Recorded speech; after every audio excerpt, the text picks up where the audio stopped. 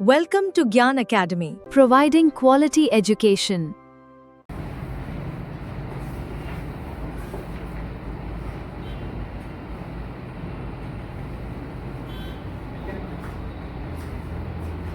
तो पहला है रिफ्रैक्शन थ्रू प्रिज्म। ये हमने उसमें भी देखा था, इसमें जब हमने लेजर लाइट को पास कराया था किससे, प्रिज्म। ठीक है, तो रिफ्रैक्शन बाय प्रिज्म क्या है कि अगर ये प्रिज्म है तो इसको कहते हैं एंगल ऑफ प्रिज्म। ठीक है, this is angle of prism. अगर ये सरफेस है प्रिज्म का, एक सरफेस के परपेंडिकुलर जो लाइन होती है उसे क्या कहते हैं, नॉर्मल, है ना। सरफेस, तो दिस इज द, ये पहला नॉर्मल हो गया, और यहाँ पे भी सरफेस है तो इसके परपेंडिकुलर दिस इज ऑल्सो क्या है, ये भी नॉर्मल। ठीक है, प्रिज्म के सरफेस के पर या कोई भी रिफ्रैक्टिंग या रिफ्लेक्टिंग सरफेस के परपेंडिकुलर जो लाइन ड्रॉ करते हैं that is called the normal line. Correct. तो अगर लाइट को हम फॉल कराएं पहली बार ऐसे, तो ये हुआ एंगल ऑफ इंसिडेंस जो कि नॉर्मल एंड इंसिडेंट रेज के बीच में बनता है। करेक्ट। ठीक है, जैसे एंगल ऑफ इंसिडेंट, ये एंगल ऑफ इंसिडेंट। फिर लाइट कहां से, रेयर टू डेंसर मीडियम में जा रही है तो क्या होगी, बैंड टुवर्ड्स द नॉर्मल। इसको जाना चाहिए था स्ट्रेट, पर स्ट्रेट नहीं जाएगी, बैंड होगी टुवर्ड्स द, इधर बैंड हो जाएगी, यहां पे जाएगी। करेक्ट। उसके बाद क्या होगा कि ये जो लाइट है जब यहां से पास करेगी इस पॉइंट से, तो फिर से अभी कहां से कहां जा रही है, डेंसर टू रेयर, तो किधर बेंड होगी, हाँ, अवे फ्रॉम द नॉर्मल, नीचे की साइड। करेक्ट। तो this is the bending of light. यहाँ आगे आ जाओ, यहाँ पे आ जाओ, खाली है।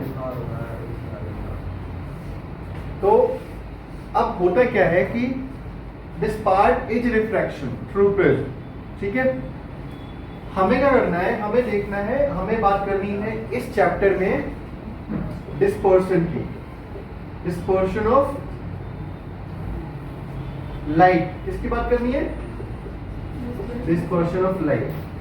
तो क्या होता है dispersion of light? Dispersion of light is basically, अगर ये व्हाइट लाइट हुआ, अगर हम व्हाइट लाइट को फॉल कराएं प्रिज्म के ऊपर, तो व्हाइट लाइट जब पास होगी प्रिज्म से, तो जब प्रिज्म से लाइट बाहर आएगी,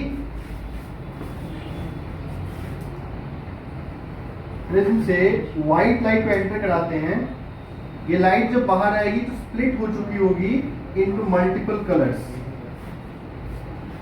ठीक है, multiple colours, this is called dispersion of light. Dispersion of light is basically when white light pass through prism, it gets split into multiple colors as per their wavelength. Wavelength के according अलग अलग colour में white light क्या हो जाएगी, divide हो जाएगी। This phenomena is known as dispersion. Correct. अब इसमें जो बेंडिंग होती है, तो ध्यान रखने, भाई क्या प्रॉब्लम है, बात क्यों कर रहे हो, तुम दोनों ही बात कर रहे हो, तुमको नहीं है ना फीवर, तुम यहाँ आ जाओ।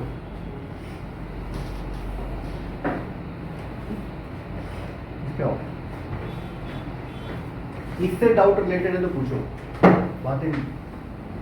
हाँ, तो जब भी लाइट पास होगी प्रिज्म से तो बेंडिंग होगी।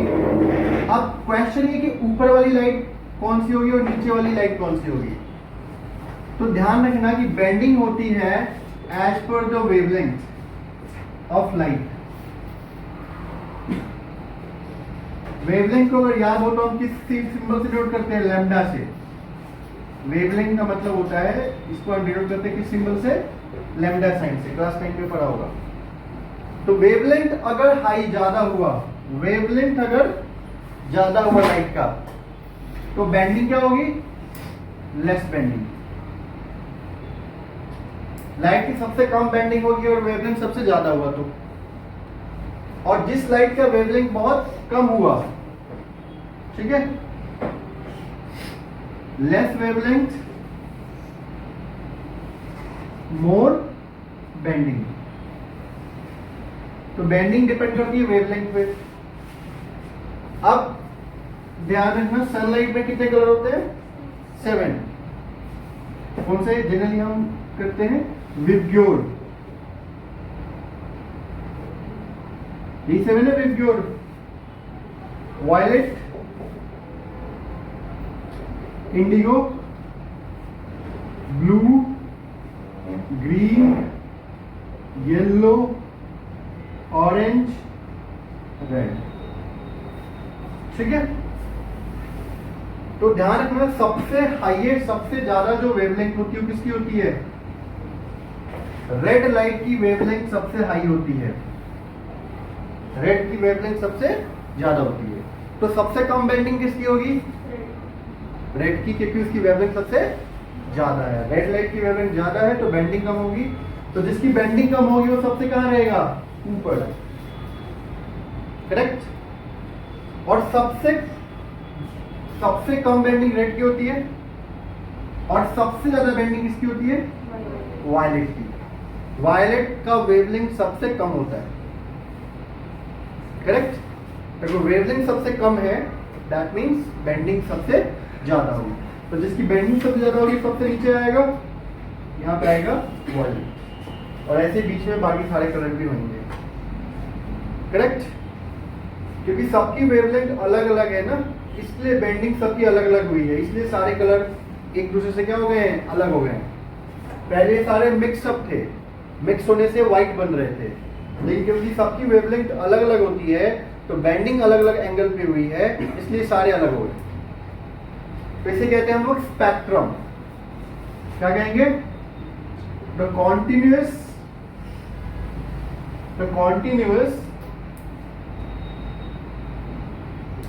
color of the continuous, ऐसे करो, color band of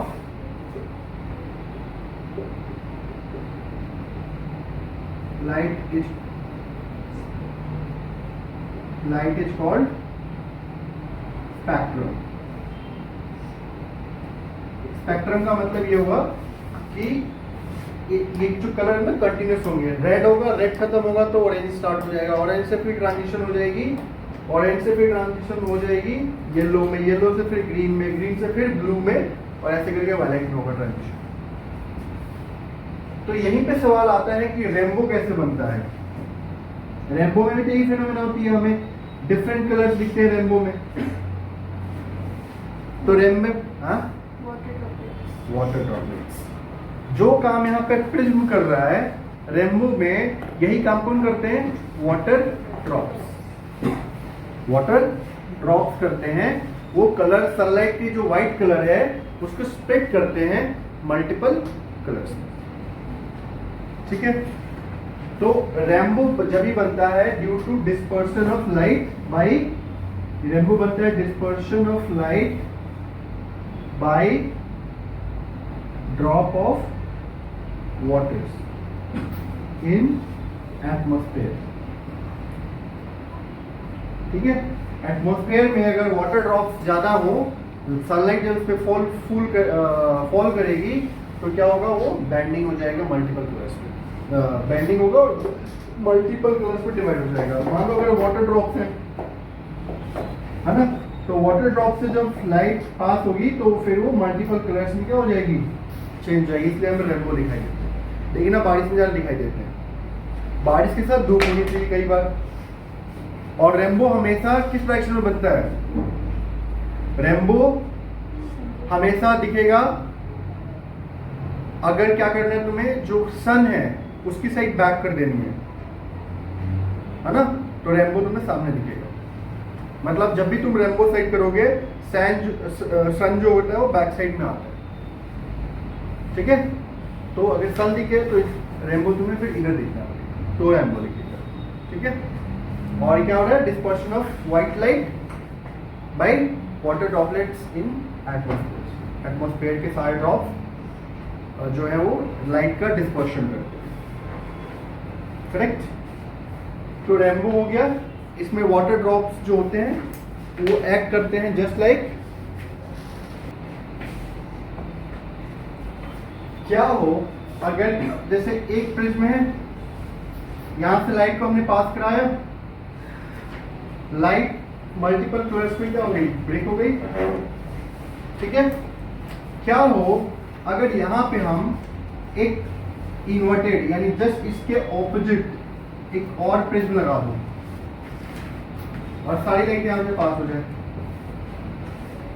तो इसमें क्या होगा कि पहले जो व्हाइट लाइट है कलर स्प्लिट हो क्या बना था, यहाँ पे स्पेक्ट्रम बना था, ये फिर सारे स्पेक्ट्रम को यूनाइट करके क्या बना देगा, सिंगल व्हाइट लाइट, ठीक है। मतलब पहले प्रिज्म ने डिस्पर्सन करके सबको ब्रेक कर दिया, दूसरे प्रिज्म ने सबको यूनाइट करके फिर से व्हाइट लाइट बना दिया। ये एक्सपेरिमेंट किसने किया था, न्यूटन्स ने किया था। लिट कैसे हो गया, ठीक है। तो इसके बाद हमारा जो टॉपिक है डिस्पर्शन ऑफ लाइट के बाद है रिफ्रैक्शन ऑफ लाइट।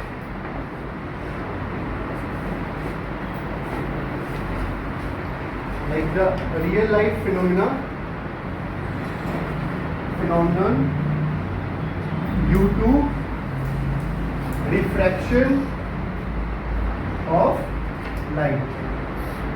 कौन कौन से ऐसे रियल लाइफ फिनोमिना है जो रिफ्रैक्शन ऑफ लाइट की वजह से होती है। तो पहला है हमारा twinkling of star, twinkling of stars. Stars की जो ट्विंकलिंग होती है वो होती है due to reflection of light, ठीक है। तुमने देखा होगा प्लेनेट की ट्विंकलिंग नहीं होती है ना, प्लेनेट की क्यों नहीं होती है, दो रीजन। पहला, प्लेनेट काफी क्लोज है हमारे, काफी पास में है कंपेयर टू स्टार्स, है ना। नियरेस्ट स्टार जो है सन हमारा वो 15 करोड़ किलोमीटर है, ठीक है। उससे कंपैरिजन में जो प्लैनेट्स है वो काफी हमारे क्लोज है।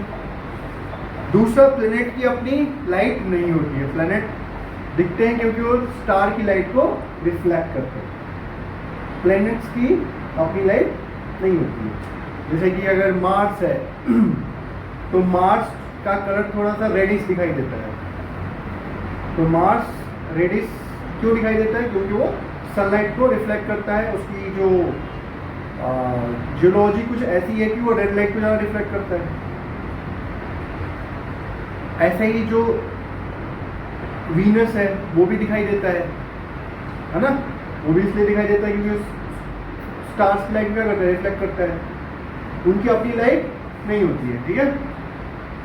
तो ट्विंकल्स ऑफ स्टार्स, सिर्फ स्टार्स में ट्विंकलिंग पॉसिबल है, और क्यों पॉसिबल है वो देखते हैं। होता क्या है कि ये अर्थ है जहाँ पे हम लोग रहते हैं, दिस अर्थ, करेक्ट, और यहाँ पे हम लोग रहते हैं इसके ऊपर, अर्थ के ऊपर सरफेस पे रहते हैं हम लोग अर्थ के, और हमारे ऊपर है चारों तरफ क्या, एटमॉस्फेयर, इसमें बहुत सारी गैसेस, क्लाउड्स, डस्ट, है ना, बहुत सारी चीजें हैं। मुझे एक बात बताओ कि एटमॉस्फेयर की जो थिकनेस है, यानी एटमॉस्फेयर जो है उसकी थिकनेस जैसे जैसे हाइट पे जाते हैं इंक्रीज होती है कि डिक्रीज होती है। हाइट पे जाएंगे तो जो एटमॉस्फेयर है वो हैवी होता चला जाएगा, लाइट होता चला जाएगा, लाइट होता चला जाएगा, राइट। लाइट का मतलब डेंसिटी कम होती चली जाएगी एयर की। जैसे जब हाइट पे जाते हैं एयर की डेंसिटी क्या हो जाती है, कम। एक हाइट के बाद सांस जो ब्रीथ इन करना, सांस लेना भी मुश्किल हो जाता है ना। इसलिए जो फ्लाइट वगैरह होता है उसमें अंदर हाई प्रेशर पे हवा भरी जाती है केबिन में, ताकि क्योंकि बाहर अगर वो हो जाए तो कोई ब्रीथ कर नहीं पाएगा, एयर इतनी थिन हो जाती है वहाँ पे। माउंटेन्स पे और हाइट पे एयर बहुत थिन हो जाती है, वहाँ पे भी सांस लेने में प्रॉब्लम होती है, बहुत हाइट पे चले जाओगे तो जैसे जैसे हाइट जाएगी एयर की थिननेस बढ़ेगी, एयर और लाइट होती चली जाएगी, कह सकते हैं कि ग्राउंड के पास जो एयर है वो ज़्यादा थिक है, और जितना हाइट पे जाओगे जो एटमॉस्फेयर ज़्यादा दूर होगा उसकी थिकनेस क्या होगी, कम होगी। करेक्ट। यहाँ पे अगर कोई स्टार है, यहाँ पे मान लो स्टार है कोई, और अपनी लाइट को वो क्या कर रहा है, रिलीज कर रहा है यहाँ से, और हम अर्थ से उसको ऑब्जर्व कर रहे हैं उस लाइट को, तो ये लाइट आएगा तो कुछ तो डिस्टर्बेंस होगा। कहाँ पे, ये देखो यहाँ पे तो ज्यादातर वैक्यूम है, वैक्यूम मतलब कुछ भी नहीं है, ठीक है। तो बीच में डिस्टर्बेंस कम होती है, असली डिस्टर्बेंस स्टार्ट होती है जब ये जो लाइट है वो एंटर करता है हमारे एटमॉस्फेयर। जैसे ही लाइट एटमॉस्फेयर में एंटर करेगा, क्योंकि एयर और की डेंसिटी कंटिन्यूसली क्या हो रही है, चेंज हो रही है, तो लगातार हम कह सकते हैं कि लाइट कहाँ जा रही है, रेयर टू डेंसर में।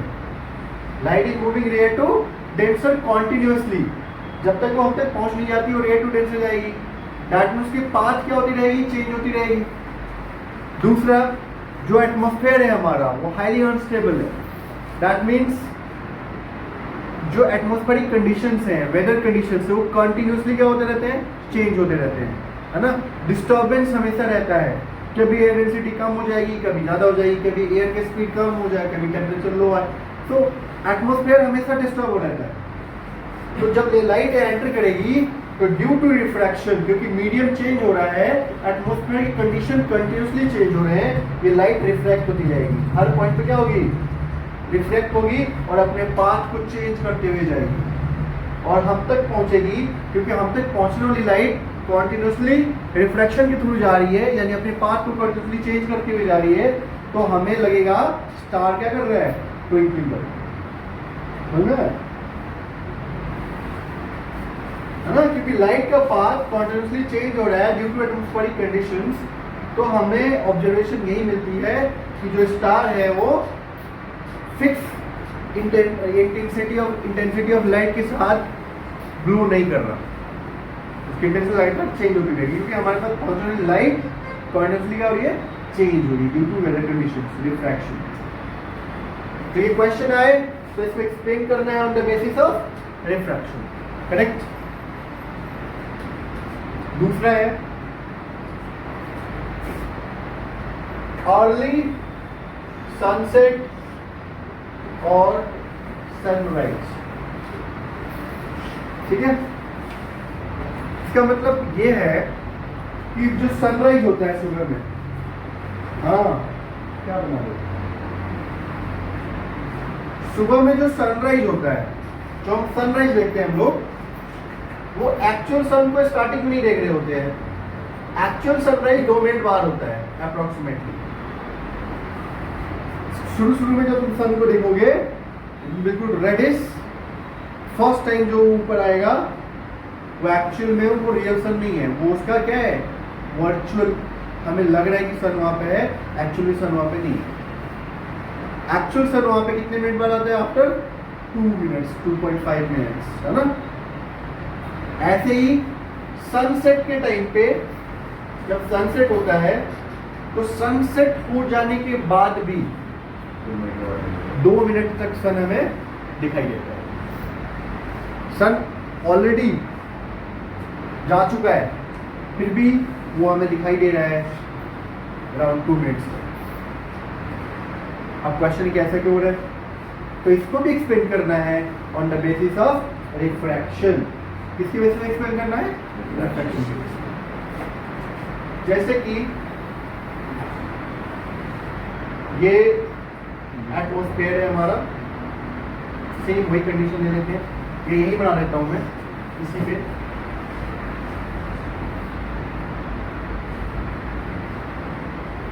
मान लो सन यहां पे, अभी यहां पे सन है, यहां पे सन है, और कोई पर्सन जो है वो यहाँ पे है, अर्थ के ऊपर है, यहाँ पे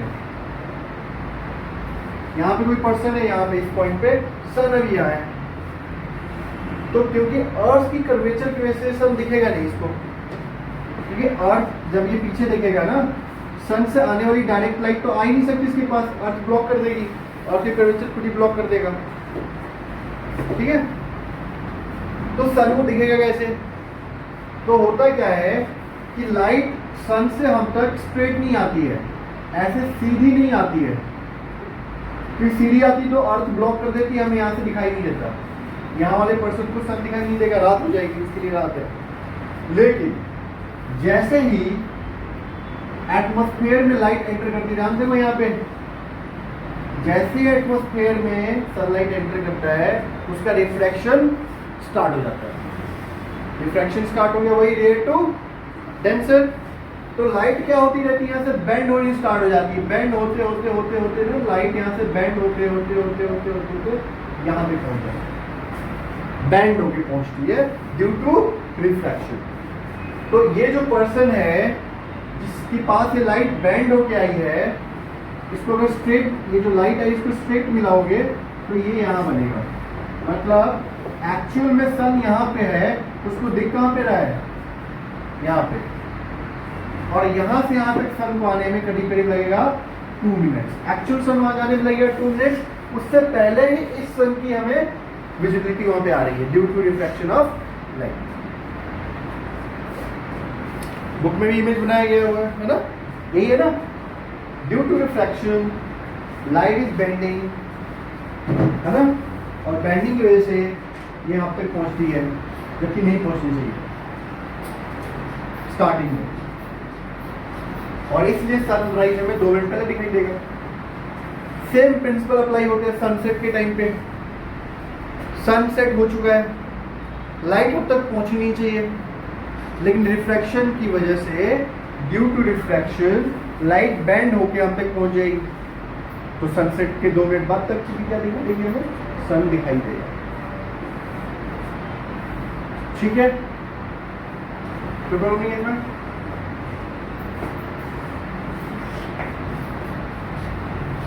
तो सनराइज आए सनसेट आए हमेशा ध्यान रखना, एटमॉस्फेयर और रिफ्रैक्शन को लिंक करना इंपॉर्टेंट है, इसको लिंक नहीं करोगे तो नंबर नहीं मिलेंगे।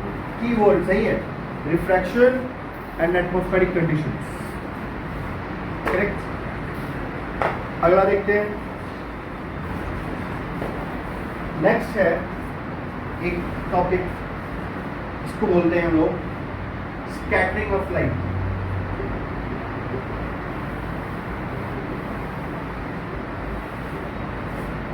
ये पढ़े हो scattering of light, scattering of light, Tyndall effect पढ़े हो क्लास 9 में था, Tyndall effect and scattering of light, है ना।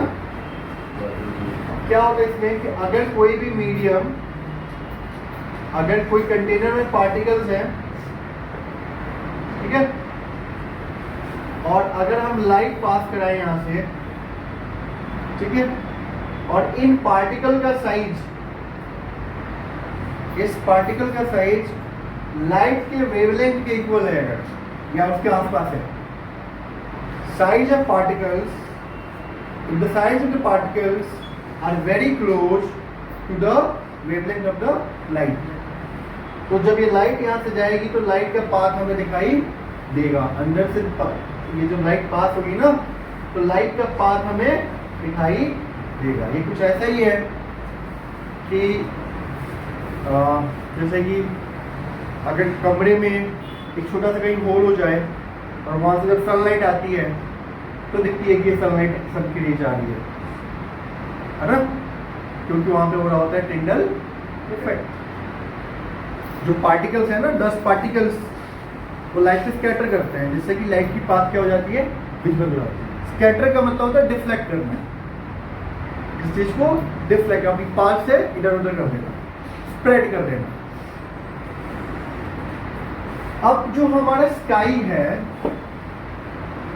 स्काई के कलर क्या मानते हैं, ब्लू मानते हैं जनरल। इंडिया में थोड़ा कम ब्लू दिखता है, हमारे एनसीआर में तो और ब्लू कम ब्लू दिखता है, ब्लैकिश टाइप हो जाता है ना। तो जो ब्लू जो कलर है, दूसरे यूरोप वगैरह में जाओगे ना कभी, या जो यूएसए साइड में, तो उधर ज़्यादा ब्लू दिखता है sky.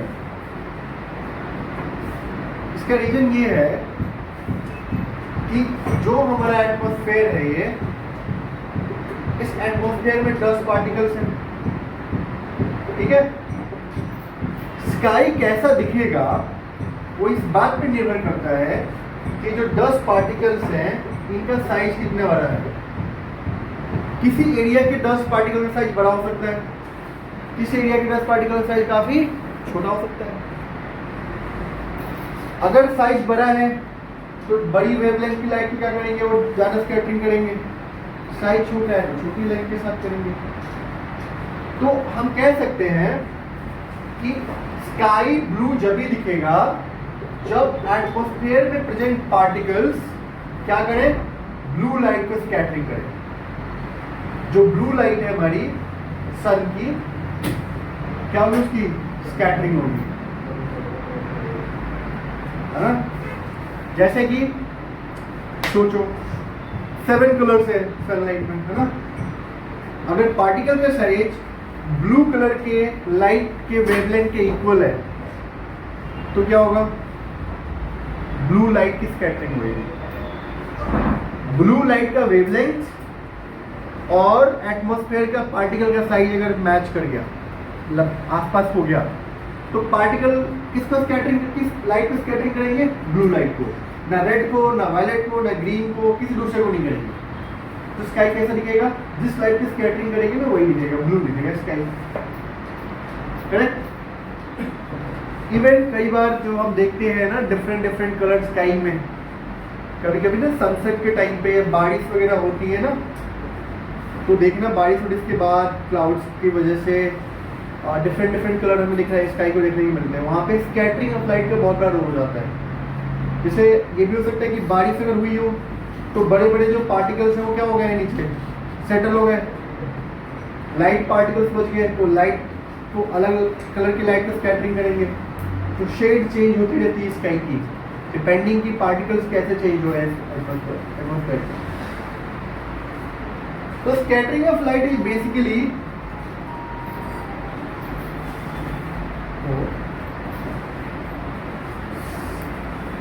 the color of the sky is due to scattering of light.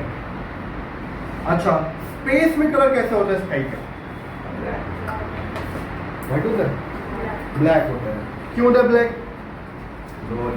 क्योंकि लाइट है, पार्टिकल्स नहीं है। एटमॉस्फेयर में डस्ट पार्टिकल नहीं है उस साइज के, तो वो लाइट की स्कैटरिंग, लाइट आएगी सीधे निकल जाएगी, वही पार्टिकल्स को स्कैटरिंग करेगा, तभी तो कोई कलर दिखाई देगा। स्पेस सिर्फ ब्लैक दिखाई देगा, तुम्हें कुछ दिखता ही नहीं है, मतलब ब्लैक दिखाई देता है। कहने का मतलब वो इसलिए दिखाई देता है क्योंकि पार्टिकल्स नहीं है। हमारा जो स्काई है वो ब्राइट दिखाई देता है। हाँ, तारे तो दिखेंगे, तारे क्यों नहीं दिखेंगे, हमारा स्काई ब्राइट दिखता है। अभी देर बाहर देखोगे तो ब्राइट दिखेगा, वो इसीलिए क्योंकि इतने सारे डस्ट पार्टिकल है कि जो लाइट हम तक आती है उसका बहुत बड़ा पोर्शन रास्ते में स्कैटर हो जाता है। इन सारे पार्टिकल को हटा दो तो ब्लैक हो जाए। तो एटमॉस्फेरिक वेव्स हो गए स्कैटरिंग ऑफ लाइट, है ना। बोलो,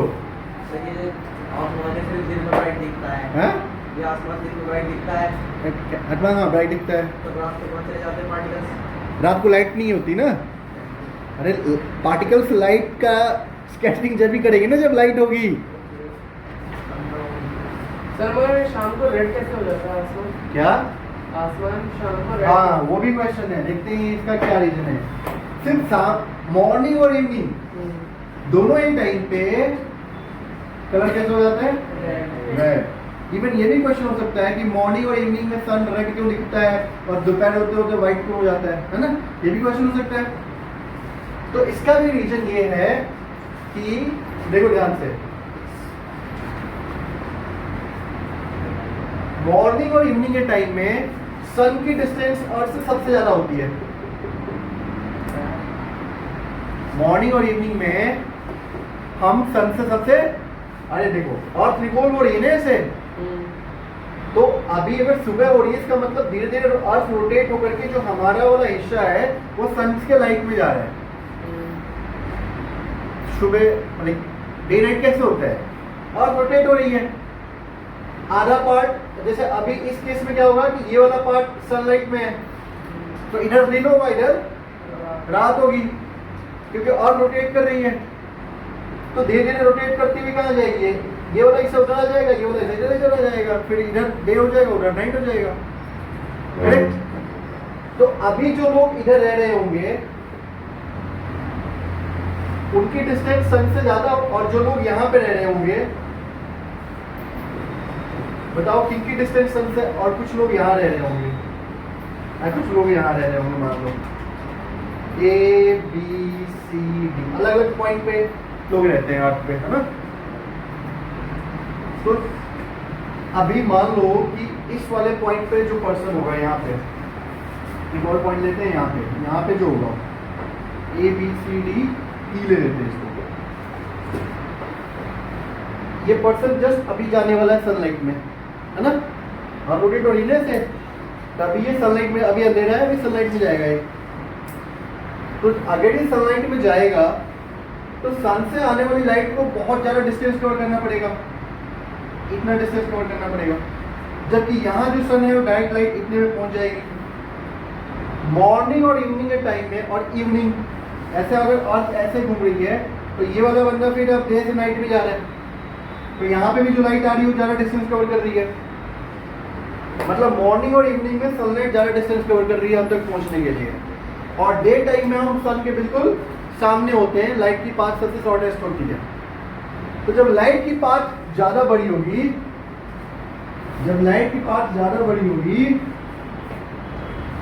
तो जैसे ही लाइट एंटर करेगी हमारी एटमॉस्फेयर में, तो जिन लाइट का वेवलेंथ काफी छोटा होता है, कम होता है, वो लाइट स्कैटर्ड होके, या कह सकते हो कि धीरे धीरे एटमॉस्फेयर की वजह से रिफ्लेक्ट हो जाती है, स्कैटर्ड हो जाती है, रास्ते में रह जाती है। रेड लाइट का वेवलेंथ सबसे ज्यादा होता है, इसलिए सिर्फ रेड लाइट ही हम तक पहुंच पाती है।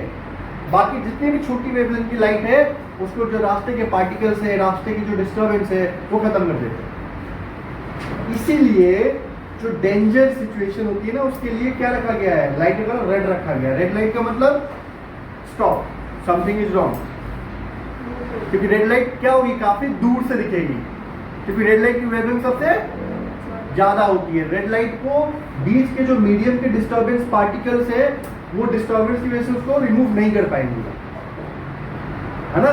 इसलिए रेड का कलर जो है, रेड कलर वो किसी भी ऐसी सिचुएशन के लिए जिसमें खतरा हो रखा जाता है ना, दूर से दिख जाएगा। क्यों? क्योंकि वेवलेंथ सबसे हाई है, और सबसे कम वेवलेंथ किसका है, ब्लू वायलेट का।